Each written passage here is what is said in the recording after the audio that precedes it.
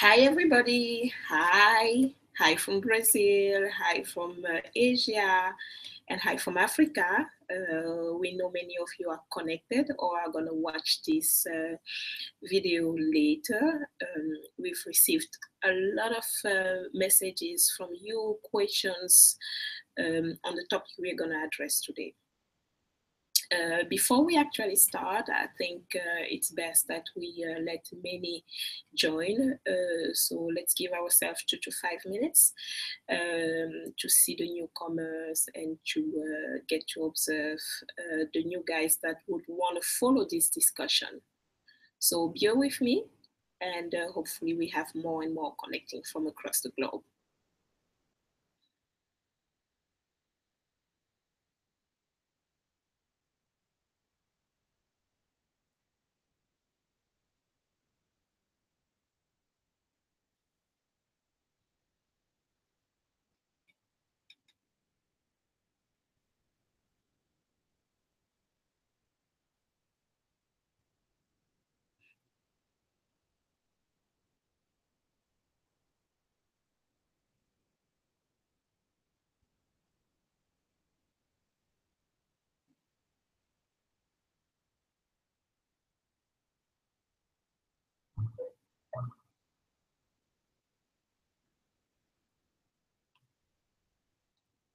Hi to everybody that just joined us. So welcome again, and we're giving ourselves a few minutes for everybody to join us.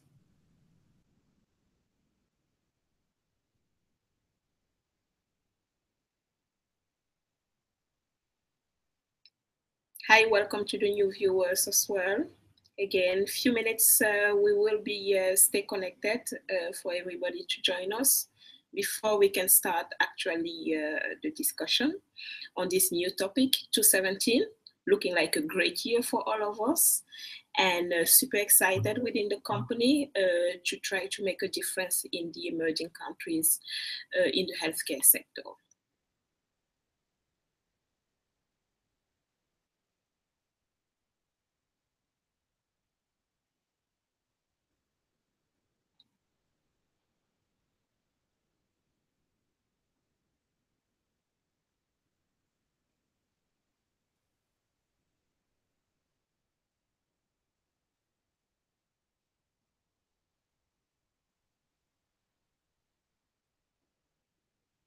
All right, I believe we should all get started right now.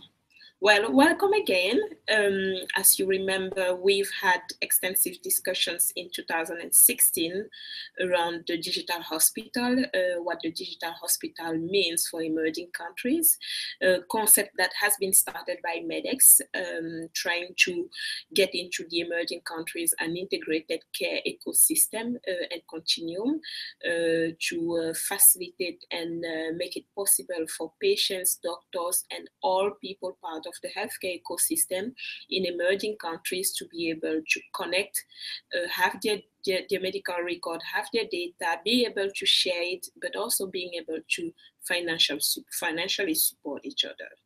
Now, as you've noticed after the digital hospital topic, we then moved into addressing the next topic, which was about payer 2.0.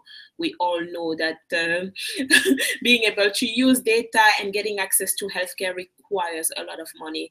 And one of the observations we all know for the few that come from the emerging country, and if you don't come from the emerging country, you will you need to be aware that 95% of that population does not have an insurance. So it is very critical to find innovative ways to be able to finance healthcare from a patient point of view, but also seeing how we can improve the way healthcare is delivered by the providers. Now, right after Payer 2.0, we promised you that we were going to address the next topic, which is the topic we will address today, which is about Patient 2.0. We received copies of questions and many questions coming from some of those markets. Why Patient 2.0? What does it mean? Just like with the Hospital 2.0, just like with the Payer 2.0, it's about the next generation. We cannot have healthcare delivered differently. And we have the patients and the human beings that need to get that care, dealing with it in the similar way. So today we're going to do an attempt to share with you what it means, how they behave. We will share with you the observation of the developed world, because obviously we are sitting currently in Veldhoven in the Netherlands on the Maxima Medisch Centrum hospital, which is one of the biggest centers in the Netherlands and hospital in the Netherlands. But we do want to bring the technology and the capabilities that we see and know here towards emerging countries. We will share with you the realities of many of the patients in those markets, because the nature and the way they think and the way they behave is absolutely different. We will also do an attempt at the end to answer a few of the questions and some of the questions that came in. If for any reason you feel there is a gap that has been left in one of the topic that you wish you wanted to hear by joining this webinar, please send us an email or just openly ask the question in the chat room. We do have one of our colleagues that is looking into that, and we will see if we can support in making sure that your questions are answered. Now I'm going to switch to the slide deck, and stay tuned. When talking about patient 2.0, what is it exactly? As you can see, it's obviously any human being, any of us, you connected, I speaking now, we are all capable of becoming a patient tomorrow. Now, we're not just going to address today patients, we are also going to address the digital community health workers. In reality, in the traditional framework, it's just a community health workers. For some of the viewers that we have on now that are coming from the developed world, it might be a very difficult word and a very strange word to first time probably for you to have heard about it. But the whole idea of the community health worker, you see them often in emerging countries where the gap in resources is so big that communities tend to pick one of those guys that will get a quick and dirty training in the healthcare world, and he or she is going to be present to support the communities whenever there is an issue happening, and is capable of alarming or alerting the doctors or the care providers as soon as possible whenever there is an issue. It's very important to highlight that probably the presentation will not last for the full hour. We've tried to make it a very concise story so that it's digestible. And again, don't stop yourself from sending questions in and or comments, which we will read out loud to the whole community. All right, so moving on. Who is the patient in the traditional healthcare model? And I think that applies both for the developed, just like the developing world. It's anyone. It's you, it's I, it's the boss, it's the kid, it's the baby that is just born. As soon as you are a breathing person, then you might need healthcare service. And then you become a patient. You are actually a patient, and that's something we make a big difference on within our company. There is what we call the care seeker. That's someone that is susceptible to become a patient, and you become a patient when you really need to receive that care. He's often ill, he's often injured, and he's often needing treatment from a care provider. And that care provider can be a doctor, a nurse, a community health worker, which we'll come back on later. Very important to highlight, it's a pretty interesting size of the population when you look at it from an emerging country point of view. We're talking about a rough 2 billion people. 2 billion people, and out of those, around 50% is uncared for, and something needs to be done around that. That's one of the objectives MEDx gave itself, to see how to close the gap and support the uncared for, whether it's for financial reason or lack of knowledge or needing equipment and so forth.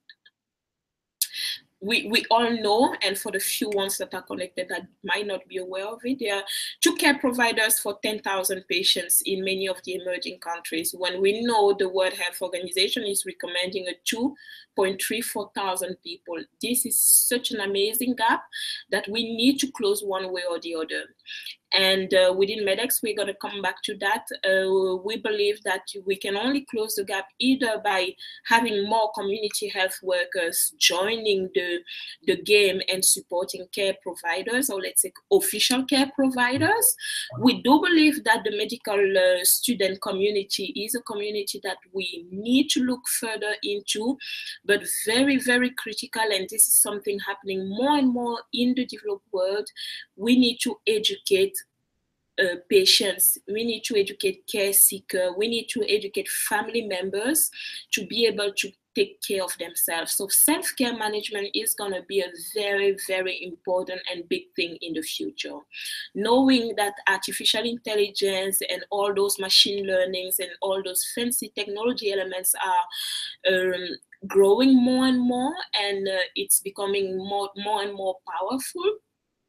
By having better self-care management also in the emerging countries and connecting it with the upcoming technologies and intelligences that are being developed, the gap with the number of doctors won't be an issue anymore, and we can't wait to get to that point.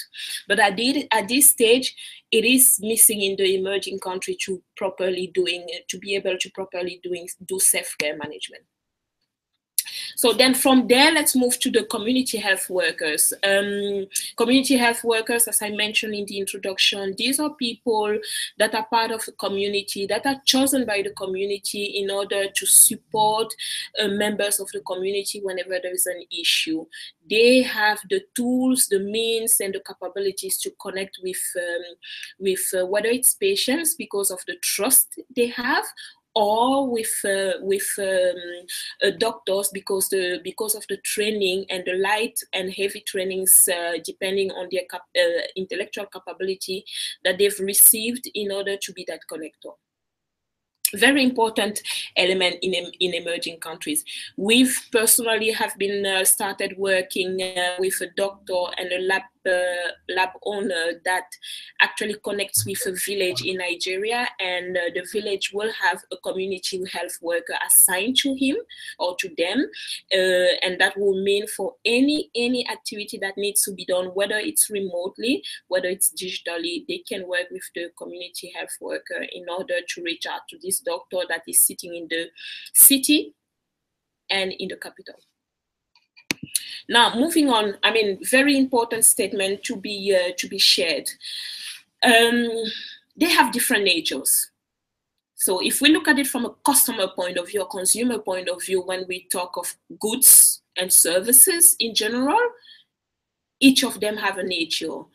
We will have the same with the patient. So with the growing e-health world, with the growing mobile health world, we shouldn't forget that culture, social norms, the different legal jurisdiction will play a critical role in making sure that in the rights they have, but also in the way they perceive things. This is something that we're going to try to touch upon in a later part of the presentation.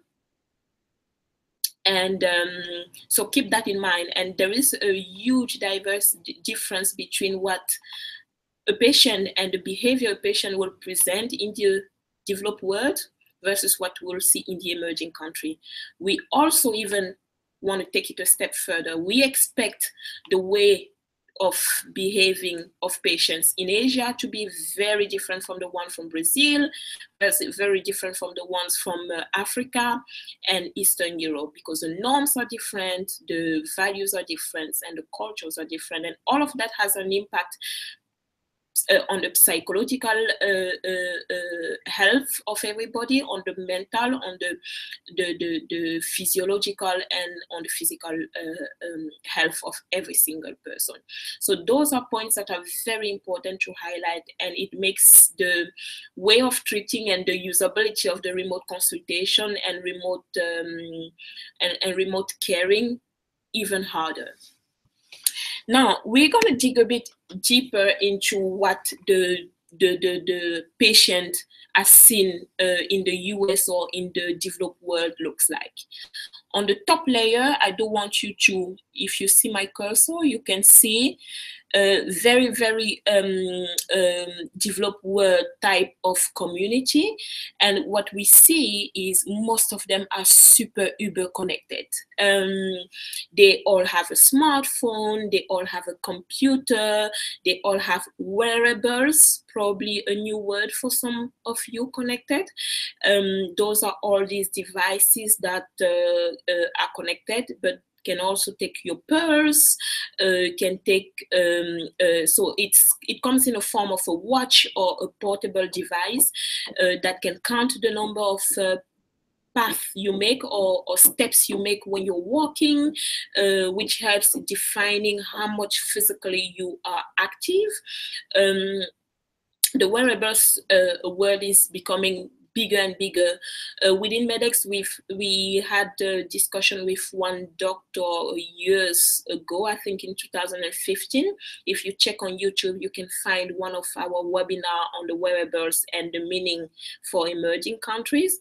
Still new topic in many of the emerging countries, probably less in Africa versus the other emerging countries, but it's super popular in the developed world.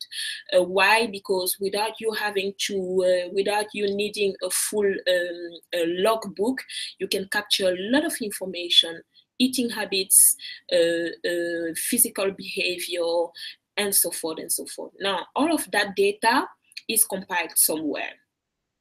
And for privacy reasons, we always know that everybody has the choice to do what they want to do with that data. But let's be honest, and that's what the next picture is all about.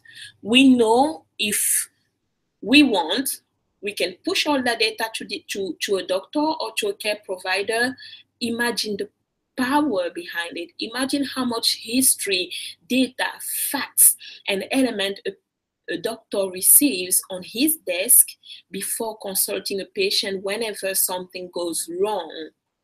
Physically, physiologically, inside, outside, it's so powerful. Now, it's always a tricky discussion for many people, because how much do I want to share this history, this information to be better treated, versus all the hackers that are ongoing out there and the damage they can do to me.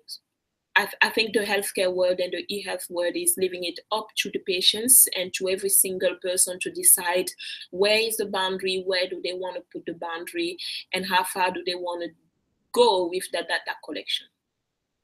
Last but not least, what you can see around the patient 2.0 in a US or a developed world healthcare environment is it's all about Internet of Things. It's about connected devices, personal connected devices, doctor connected devices. A stethoscope, as you can see, will be connected on internet, and what will happen is while they're checking the patient, that data can go on the cloud, and a different doctor can then give a final consultation or a result or recommendation on the patient that is being seen. So a lot of power around what's coming up. Now, what we observe on the market is the adoption is not going that fast yet, but it is improving if we look at it from the developed world. Now, what is the future looking like? The future is looking bright when it comes to Internet of Things and when it comes to patient engagement, because they want everything interconnected. They want to be able to see all their data, from the DNA information to the pharmaceutical stuff that they've had. Because what we observe today, which I didn't mention in the previous slide, is many of the patients before consultation will go online, describe what they feel, and try to figure out what is it. Have I had someone that had that experience before? I want to learn from the other people's opinion. And this happens before actually going to the doctor.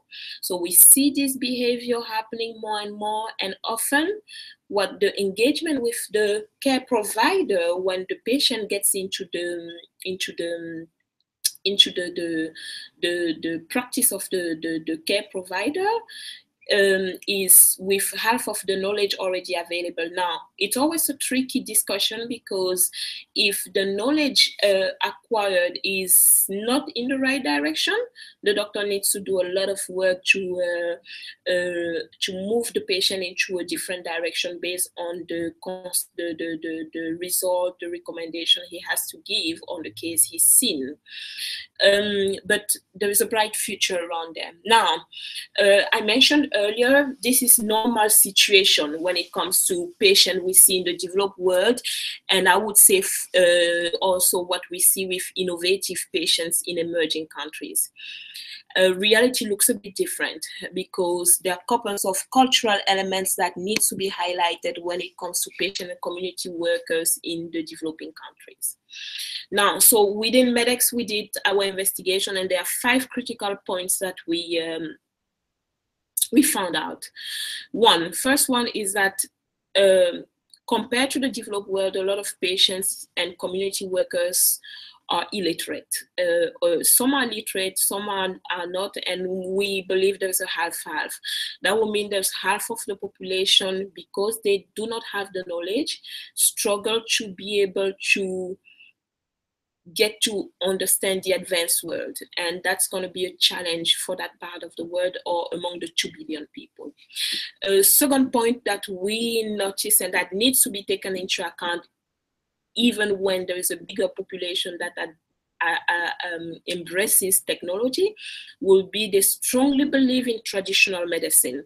Wherever you go in the emerging world, from China to Africa to South America, traditional medicine still exists. Medicine based on herbs, on trees, on name it, a mixture of stuff. It's part of the culture, it's part of the belief system and of values. And often what we've observed is they mix it with advanced care coming from this part of from the developed world, and it creates something. That's something we believe that no one has done extensive research yet on the topic. Third, they highly rely on family and friends hierarchy to embrace advanced care, because goes back to what I've said earlier. The traditional medicine is really, really deeply rooted in the belief of many family members and in the structure there. That will mean advanced care is strange. It's from the other people. It's not invented here. And for them to buy into the advanced care concept, culture, especially when there are new diseases coming up, they need referrals. And they will always buy into family and friends, trusted family and friends referral before any books or any educative documents or any report that has been created. Within MEDx, we call this family and friends structure the griot structure, because that's the one element, a bit like a community worker, that believes into something and can influence the rest of the community when it comes to that something or that topic. Very, very important when addressing patient 2.0 in emerging countries or in developing countries, to find who is that trusted guy in the community, or who is that trusted guy in the family structure that will be able to understand what we are bringing in terms of 2.0 services, healthcare services. And we need to make sure that he buys into the concept and that he can address whatever we're bringing through technology. A fourth point to be highlighted, they are not that concerned about privacy. It might sound a bit strange. Definitely the privacy will pop up later. That's a fact. And we realize that they are not concerned by privacy yet, because getting access to healthcare and to care and to good care and to quality care is so critical that the privacy topic will definitely only pop up the moment the accessibility has been addressed. Fifth and last but not least topic is a strong belief in a higher being. So God, an Allah, a Buddha, and the higher being tends to be someone we can hang on to get anything cured. So keep those 5 elements in mind whenever addressing patient 2.0 in emerging countries or community health workers, because in general this will have an impact on how fast, how much, and how they perceive technology for supporting them in the whole care continuum and in the whole care cycle. Within MEDx, we did extensive work, not only on researching, but we also conceptualize our model since it's meant for emerging countries. We've conceptualized our model in such a way that it would address many of the topics that have been highlighted earlier. And we made it in such a simple way for the support, for the care, for the being there for each other is so present in our design. So what we're going to do now is we're going to share around the patient 2.0 topic 4 key points that we've already implemented into our solution, which is a basic starting point in order to build into some much more robust ways of addressing patient 2.0, but also addressing their concern, but also including their beliefs, because we strongly believe whether it's the traditional medicine to believing first in family members versus advertisement. These are things we really take into account when designing both our system, but also when engaging with our customer. So what we're going to do now is we are going to move into the MEDx system, where we're going to share with you on the 4 topics I highlighted.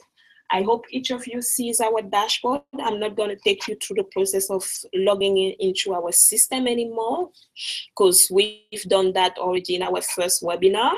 So moving on, self-care management is something that we highlighted is very, very critical for a patient 2.0, which is available here.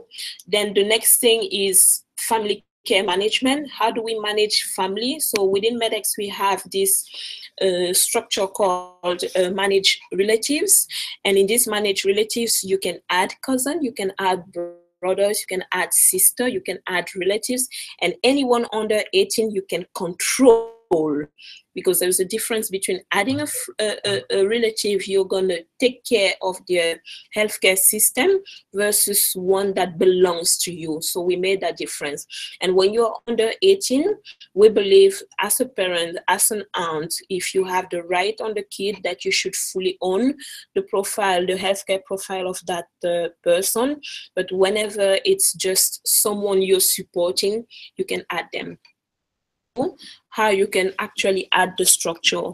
So I do have a cousin that is has created her own profile and provided me with her details in order to have me supporting her through her healthcare process. And what I'm gonna do now is I'm gonna include her into my structure. So when I check, I see this is Anna from Cameroon.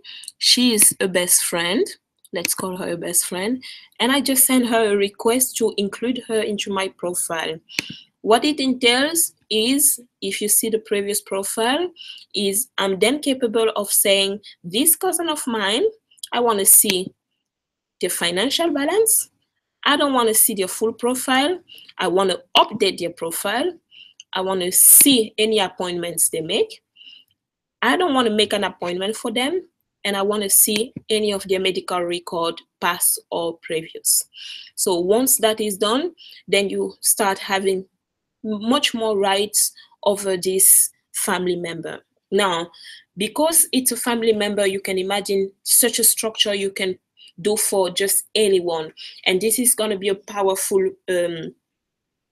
environment for the community health worker, because he can then create a profile for all the village, whether it's individual profile or sub profile to his as a village conglomerate profile within MEDx.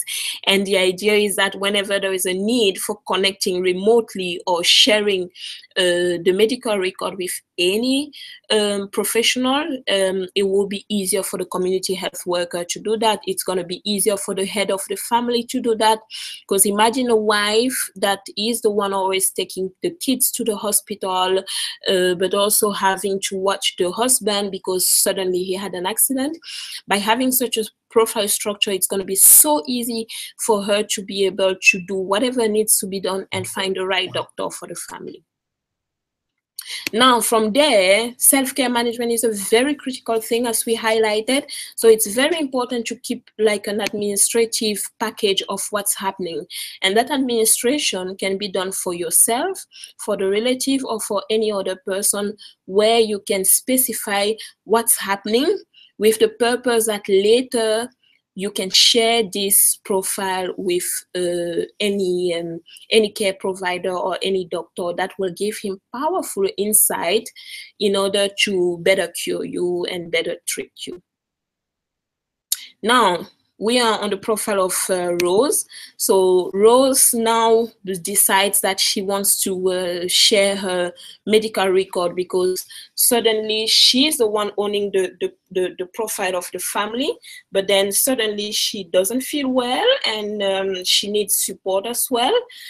She could give access to her relatives, as I highlighted earlier, or what she could do is send her medical record to a friend that will take care of the rest to support him or her. And whether the friend is within the system or out of the system, they will get access to this specific medical record, and therefore will be able to support in the process by making sure a doctor can look into it, by making sure they can follow the friend or the sister remotely whenever needed. Now, I think we've touched upon almost all stuff that the patient 2.0 can do. One thing that might be very worthwhile to highlight, which MEDx believes in, is the possibility to share opinions as a patient and share perspectives on what's happening in your body when you're sick or when you're not sick. How do you manage stuff? Because then you have the community, or community health worker could as well do that, therefore writing articles and writing pieces that will be available for everybody to be searched on. Same story with events. We believe that by having these articles shared, by having these relatives managed and this structure and hierarchy created, by being able to share your medical record, will empower so much the patients that, think about it, at the end, 2 doctors, 10,000 people, even if there are nurses in between the process between the doctors and the patient, it's still not enough, especially for the part of the world where we have the biggest burden in terms of healthcare, in terms of hygiene, and in terms of disease pressure. So at the end of the day, we got to get them to start educating more and more themselves to use self-care, to do self-care, and to manage better their own healthcare and the family structure healthcare. Now, having said that, we know within MEDx that many came up with a question. So what do I do as a doctor in order to make sure that when patients come in my practice, that I can answer the question according to what I know? Well, I think it is important for the doctor, when looking at patient 2.0, to grow with them whenever they found something online or what's the source. You gotta always give the answer based on the feeling you have yourself and what you've learned at school. Just be aware they come with more insight, more information. Sometimes will be powerful for the doctor, sometimes might be a burden for the doctor, but at the end of the day and ultimately, it should be all insight that can help get the doctor to treat better patients, to treat patients without having to always from an infrastructure point of view or facility point of view to always be somewhere, because with remote access and with technology and internet and artificial intelligence, wherever we are in the world, we will then be able to follow our patients. And I think Patient 2.0 is just asking for that. Flexibility, mobility, and being able to be treated wherever they are for whatever cost it means, because technology should allow them not to have barriers anymore. If I'm not mistaken, I didn't get any signal that there were more questions. So 35 minutes, super excited about that, because then it's digestible content. Don't hesitate to reach out to us, as you can see on the last screen. You can connect on our Facebook, follow the way we are evolving on Twitter, mail us whenever you want. If you are around Veldhoven, just leave us a message. Let's sit together, have coffee, and grow together, because we have a lot to share when it comes to emerging countries. Thank you very much, and have a great day. Bye-bye.